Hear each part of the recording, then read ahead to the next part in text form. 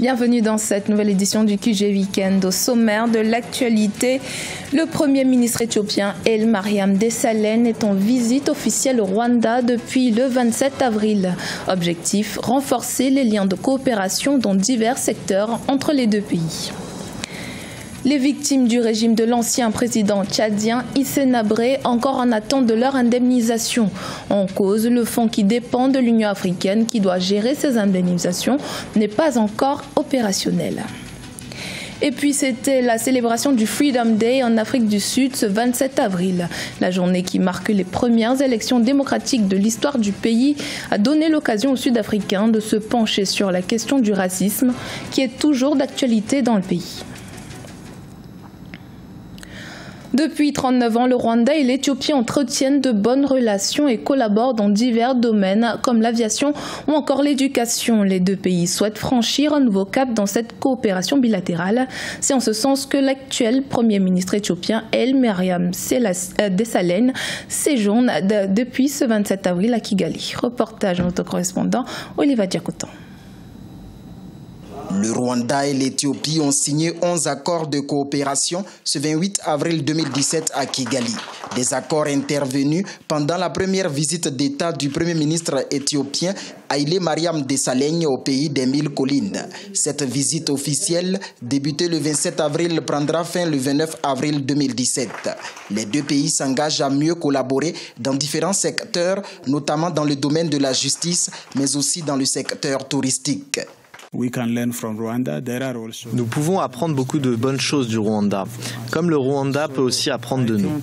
Le plus important, c'est de trouver une synergie entre les différentes politiques afin d'obtenir des résultats probants dans le futur.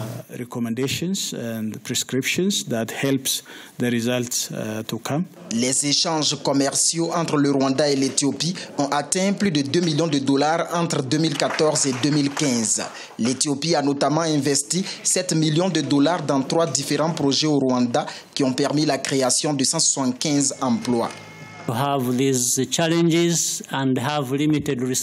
Nous avons de très grandes ambitions en Afrique, avec des ressources limitées. Nous devons donc être créatifs pour achever notre vision malgré nos maigres ressources. C'est ce que nous partageons avec nos frères et sœurs africains.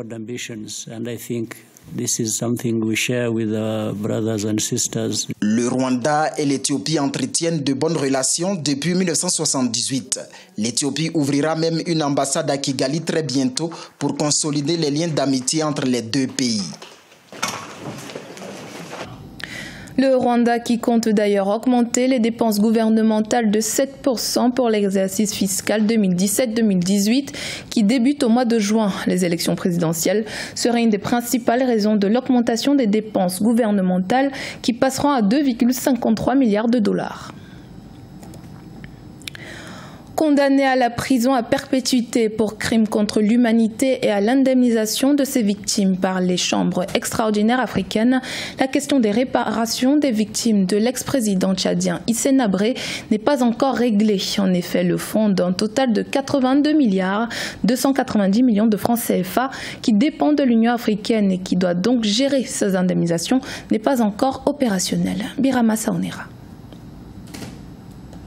Le dossier judiciaire impliquant l'ex-président tchadien Hissène Habré est désormais clos, notamment avec la confirmation du verdict en appel le 27 avril 2017. Cependant, la question de l'indemnisation des victimes taraude les esprits. La Cour d'appel des chambres africaines extraordinaires a condamné Hissène Habré à indemniser ses victimes. Elle fixe le montant global de la réparation à 82 milliards 290 millions de francs CFA alloués aux parties civiles. Un ouf de soulagement pour les victimes. La décision d'appel a corrigé beaucoup d'anomalies par rapport à la première décision relativement aux indemnisations. Parce qu'en première instance, les juges avaient simplement alloué 15 millions pour les victimes directes, 10 millions pour les victimes indirectes, mais sans globaliser le montant total de la condamnation. Il aurait été difficile d'exécuter cette décision dans ces conditions. Mais en appel, la chambre d'appel a au moins nommé la somme globale. Donc maintenant, tout le monde sait qu'en exécutant, les victimes vont réclamer une somme qui est précise. En En appel, les juges ont indiqué que les biens saisis seront vendus et versés dans un fonds mis en place pour indemniser les victimes. Ce fonds dépend de l'Union africaine, organisatrice du procès. L'institution panafricaine a désormais une lourde responsabilité: réunir la totalité des fonds nécessaires pour l'indemnisation des victimes du régime de l'ancien président tchadien Hissène Habré. L'Union africaine doit avoir les moyens de sa politique. On ne peut pas s'engager dans une perspective d'une justice pénale efficiente avec des crimes massifs comme les crimes contre l'humanité, crimes de guerre, crimes de torture, mettre en place un tribunal et ne pas pouvoir supporter évidemment les indemnisations qui pourraient en résulter. Donc c'est un challenge aujourd'hui pour l'Afrique de montrer qu'elle est capable d'abord d'organiser des procès internationaux en respectant les standards, mais également, évidemment, d'aller jusqu'au bout. Et il est évident que ce procès aurait un coût inachevé si l'indemnisation n'était pas effective. Dans cette affaire, il y a deux types de victimes: les victimes directes et indirectes. L'indemnisation prendra en compte tous ces aspects. Pour les observateurs, les États tchadiens et sénégalais devront contribuer afin d'inciter les autres pays à en faire de même. Les avocats des victimes prévoient de mener la bataille pour réparer les préjudices causés à leurs clients. 23 ans après la fin de l'apartheid, l'Afrique du Sud fait toujours face au racisme. Un problème qui a par ailleurs fait l'objet d'un débat d'experts au musée de l'apartheid de Johannesburg le 27 avril 2017 en marge de la journée sud-africaine de la liberté. En effet, de récents scandales de racisme dans le pays ont encore une fois inquiété les milieux politiques et associatifs. Clément Joël Soala.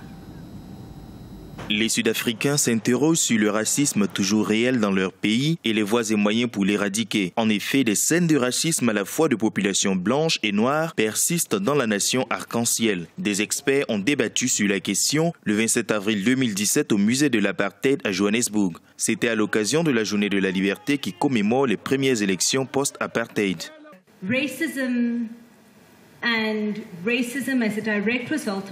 Le racisme et l'idée de la suprématie des Blancs sont des questions fondamentales à considérer pour l'évolution de notre pays. Cela est important pour nos relations socio-économiques, mais aussi dans la détermination des politiques à mettre en œuvre sur le long terme.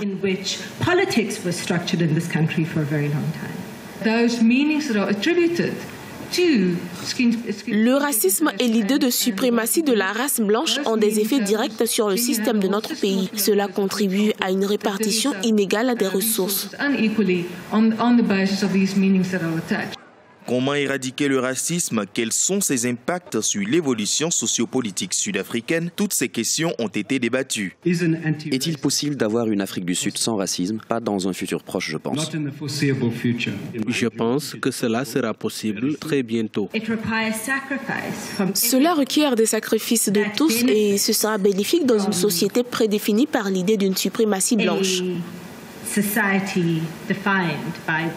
L'Afrique du Sud a beaucoup souffert du racisme et de ses répercussions sur la sphère sociopolitique et décisionnelle durant l'apartheid. Si cette page sombre de l'histoire est tournée, les Sud-Africains ne nient pas la persistance d'actes racistes qui gangrènent toujours leur société. L'Afrique du Sud qui risque de célébrer la fête du travail ce lundi 1er mai dans une atmosphère tendue. En effet, alors que le chef de l'État, Jacob Zuma, fait face à une contestation sans précédent, plusieurs syndicats, parmi lesquels le COSATU, le plus important, ont demandé à ce qu'il ne marche pas à leur côté lors des cérémonies. Le chef de l'État est censé prendre la parole à Bloemfontein où aura lieu le principal défilé du COSATU. La Cour des comptes marocaine a soulevé dans son rapport annuel de 2015, publié ce 24 avril 2017, plusieurs dysfonctionnements au niveau de la gestion du domaine privé du royaume. Elle appelle à une réforme immédiate. Siamlo Victoria Seji. La lutte contre la spéculation foncière est un combat que compte intensifier le Royaume du Maroc. L'impératif d'assurer un bon aménagement de l'espace urbain, réduire les disparités spatiales et consacrer la justice sociale justifie un audit mené par la Cour des comptes. Dans un rapport, l'institution évalue le patrimoine foncier privé de l'État à 1 703 677 hectares pour un montant de 567 milliards de dirhams, un potentiel dont les bénéfices ne sont pas totalement garantis du fait de l'inexistence d'un cadre légal, ce qui plombe l'investissement. Le contrôle de la gestion de la direction a permis d'enregistrer des carences et dysfonctionnements entachant la mobilisation du foncier de l'État. D'une part, ce secteur n'est pas régi par un code qui donne une définition du domaine privé de l'État. D'autre part, les services gestionnaires ne disposent pas d'informations précises sur le foncier mobilisable au profit de l'investissement, classé par destination et nature des secteurs productifs. Des enquêteurs ont révélé que seule la moitié du patrimoine domanial du royaume chérifien est immatriculé. On estime à 53% les immeubles immatriculés, tandis que près de 41% restent encore sur la liste d'attente. 6% échappent aujourd'hui au contrôle de l'État. On a des transactions qui s'opèrent sur le marché informel. On a des problèmes de fiscalité, des problèmes de complexité juridique, de contrats, de respect de contrats, d'immatriculation, des problèmes aussi de cartes foncières non actualisées. Donc, plus de 40% des entreprises marocaines considèrent que l'accès au foncier est un véritable problème pour elles. Les conditions de base de définition, d'immatriculation font défaut. Comment voulez-vous que les chefs d'entreprise puissent investir s'il y a une insécurité juridique? L'absence d'une politique foncière véritable et d'outils adaptés de protection du foncier contrarie la régulation du secteur. Ceci interpelle les autorités compétentes qui doivent aujourd'hui introduire des réformes. Des analystes insistent sur la redéfinition des politiques foncières à travers la mise en place de codes permettant l'identification du domaine public. Ce journal a été réalisé par l'ensemble de la rédaction. Merci de l'avoir suivi. Dans un instant, une nouvelle édition de l'actualité sur Africa 24.